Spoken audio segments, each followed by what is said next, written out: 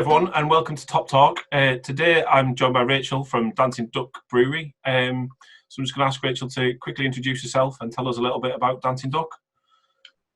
Hello. So yeah, Rachel Matthews, founder, owner, managing director, Dancing Duck Brewery. We are a 10-barrel brewery based in Derby. We're coming up for our 10th anniversary this December. Normally there's 9 of us here, make about 16,000 pints a week, or mostly all cask ale, some of it in bottling. And yeah, that's about it really. That's the Duck. Excellent. I mean, I know we've been working together for quite a while now, so it's didn't realise it'd been 10 years. I think that's an achievement in itself, isn't it? Yeah. It's been fun. It's been good. Yeah. There's I guess you want to come up against something quite so challenging as the current situation in those times, have you? No, we've had our challenges over those 10 years, but no, this was a new one on us for sure. Yeah, again, it's I think something people didn't expect, but also being in the sort of entertainment drinks industry, it has really hit that hard, hasn't it? And people have had to change quite rapidly and look at doing things different. Yeah, absolutely. I mean, however long it was now, 8-9 weeks, you just basically completely remodeled the way the business operates. And yeah, it's been challenging. It's been fun. It's like starting the business out again. It was nice to, we've spent 10 years honing how we're doing things, getting all our processes nice and slick, and then just basically had to start from scratch again, and just start working in similar ways, but different markets, different ways of sort of communicating with people, and just kind of trying to keep the business going really. Yeah. So I know you've put the online shop up and running now, which again it's been sat there but never really been so much of a priority because you've had other outlets and other focuses. But has that made a difference having that outlet direct to customers at the minute? Yeah, it's been fundamental. I mean, it's ironic, isn't it? You did our website for us about 2 years ago, and then gave me a monthly phone call to nudge me to get the web shop up and running. And I was like, yeah, Andy, I don't need to sell a few T-shirts. I'm all right. And then COVID happened, and I was on the phone to you. Andy, I need this web shop up and running. And it's been the mainstay of our business, basically. It was an absolute godsend to have it sat in the background, and have it up and running. What was it, 4 or 5 days, wasn't it? You had a fully functional online, and it's just been a brilliant way for us to get to market. Yeah. I mean, is there anything else you've changed and put in place that you're going to keep going forward? That you think that, again, things that you've done that have helped and sort of maybe that you've had time to do during this that you've not had time to look at?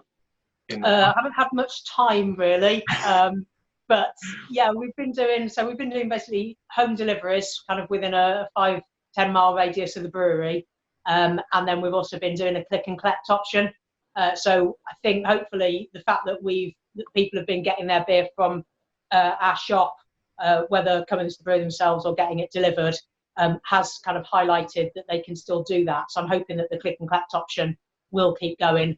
Obviously, when the traffic gets a bit busier on the roads, we're probably not going to be able to do so many home deliveries. It's been lovely just running around. The lads have been out dropping off. I think they did 100 deliveries in one day on the first week when there was nobody else on the roads. But it's getting a little bit slower. So I don't know whether we'll be able to do that when the pubs get back fully up and running and we're out delivering casks. But I would certainly hope that it's highlighted that we have a brewery shop, and that people can get beer from ourselves rather than the sort of standard selection that you see on the supermarket shelves. Again, I think it's giving people access to beer at its best as well, isn't it? Direct from the brewery in the best condition it can be in. And, yeah, absolutely. Yeah, I mean, when it all kicked off, we had about tens of thousands of pints of beer sat in tanks that we shipped over to the bottlers. And to be honest, I thought, oh God, how are we going to get rid of these bottles? But they've flown out, and we can't bottle it fast enough at the moment. So the bottles are getting to people absolutely fresh, and that's the best way to drink the beers. We're doing mini kegs, we're doing bag-in boxes, and nothing is sitting around in the brewery. So it's in tip-top condition for people. Yeah, the good old bag in box seems to have taken off again for people. I've noticed on a lot of the web shops we do that again they haven't done it for a long time, and then this seems to have sort of made a real resurgence during the time when people are sat at home. Yeah, it's not my first choice of how I drink beer, and it's not my first choice of how I'd have Dancing Duck beer presented. But needs must basically. So we're getting loads of them out there. It's cardboard and beer to me when you're filling them. Just absolute nightmare. So fortunately, I've got a couple of brewers who are a lot more patient with the filling process than I am, because it makes me lose my temper quite a lot. But yeah, we're getting through. There's people who are enjoying them. Yeah. And say we're doing plenty of them. But whether we'll carry on with those afterwards, I'm not sure. Certainly the mini kegs, the little 9-pint mini kegs, which are kind of cask conditioned, so more akin to the sort of beer that you get in the pub. We've done more of those than we've done in the 9.5 years previous as a brewery. All the Christmases and all the summers put together basically. So they are absolutely churning out as well. I can't buy them. Once they're open, that's it. I just drink it too quickly. I love it. It's just dangerous.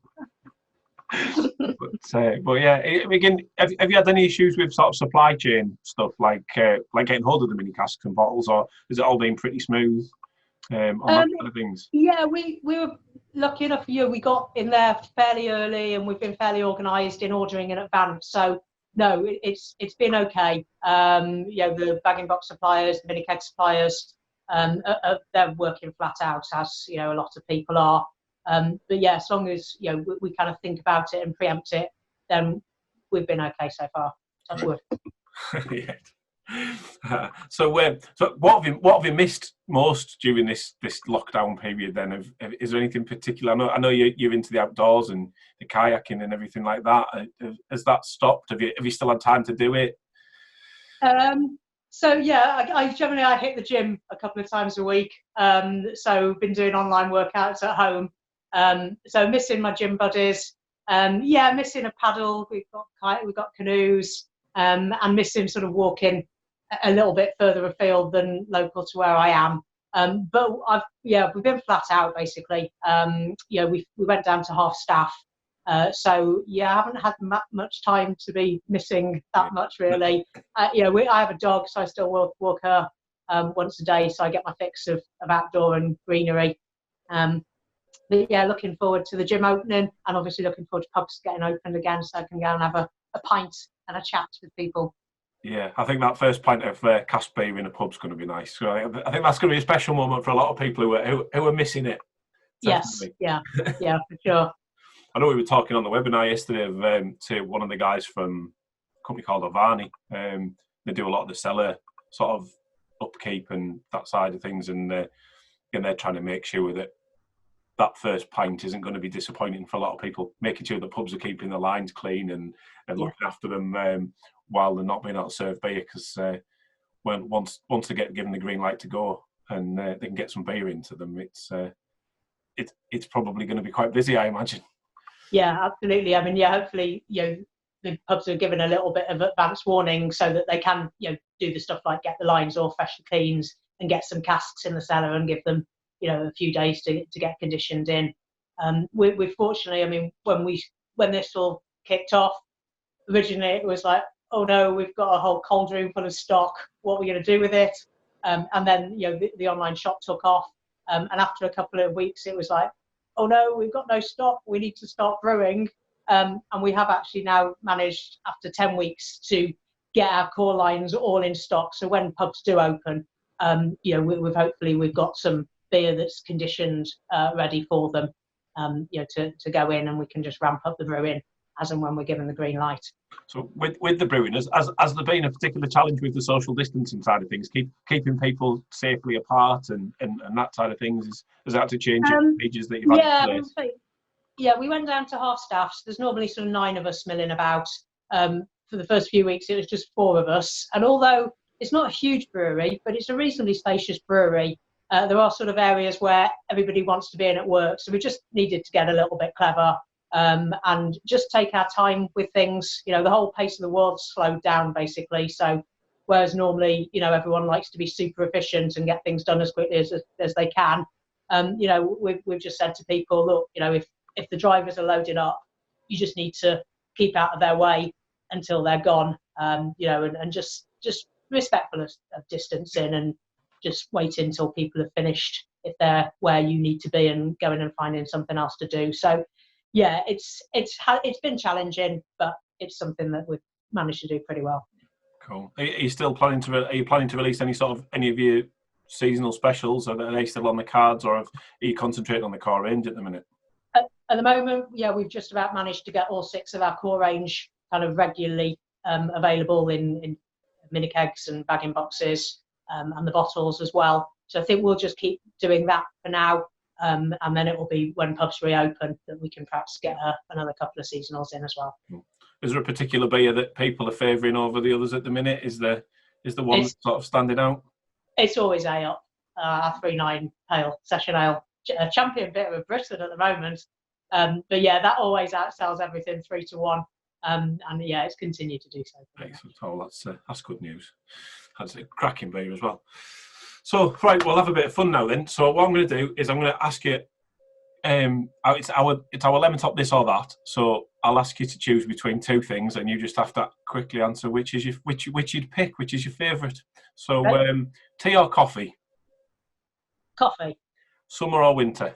Summer. Formal or casual? Casual. Night owl or early bird? Early bird now, used to be a night owl. Books or films?